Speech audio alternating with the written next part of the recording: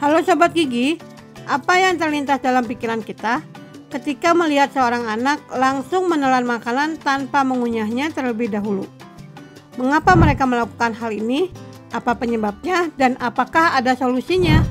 Proses makanan melibatkan keterampilan dan koordinasi gerakan motorik kasar di sekitar mulut, seperti otot rahang, bibir, lidah, dan banyak otot lainnya.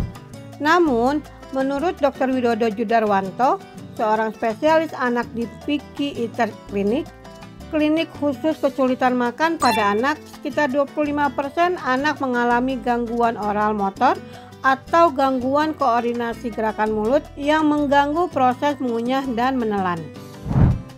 Bagaimana kita bisa mengenali gangguan mengunyah pada anak? Beberapa gejala yang dapat diperhatikan meliputi keterlambatan dalam mengkonsumsi makanan kasar, seperti anak tidak bisa makan nasi tim saat usia 9 bulan atau belum dapat makan nasi pada usia 1 tahun, sehingga makanan harus selalu di blender hingga usia 2 tahun. Anak sulit mengkonsumsi makanan bertekstur kasar dan berserat seperti daging sapi atau sayuran, sehingga mereka lebih memilih makanan dengan tekstur lembut seperti telur, ayam, atau agar-agar. Mereka juga mungkin lebih suka makan mie daripada nasi karena lebih mudah dikunyah. Gangguan koordinasi motorik mulut ini juga dapat diwariskan dari orang tua.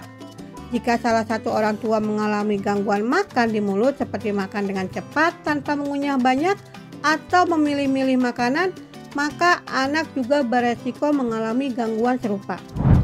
Beberapa faktor resiko yang dapat menyebabkan gangguan mengunyah pada anak termasuk alergi makanan atau intoleransi makanan yang mempengaruhi saluran pencernaan, terutama jika anak sering mengalami muntah, mual, atau reflux gastroesofagus. Gangguan ini juga sering terjadi pada anak dengan ketidakmatangan saluran pencernaan, ditandai dengan gejala seperti mual dan muntah yang mudah terjadi, tinja yang berwarna gelap, berbau, atau berbentuk bulat-bulat kecil seperti kotoran kambing. Terkadang gangguan fungsi saluran pencernaan yang ringan ini dianggap normal.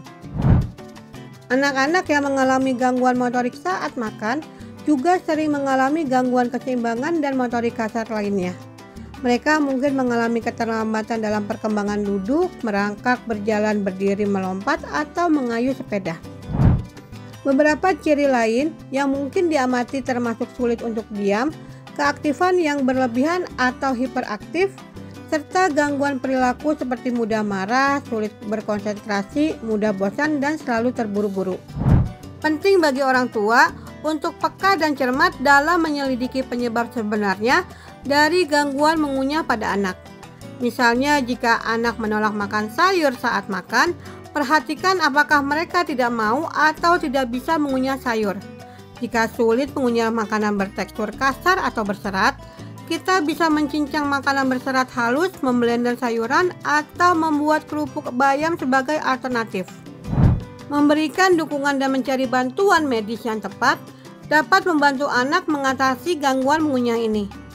Dengan perawatan yang tepat, mereka dapat mengembangkan keterampilan mengunyah dan menelan yang sehat, memungkinkan mereka untuk menikmati berbagai makanan dengan percaya diri tanpa kesulitan.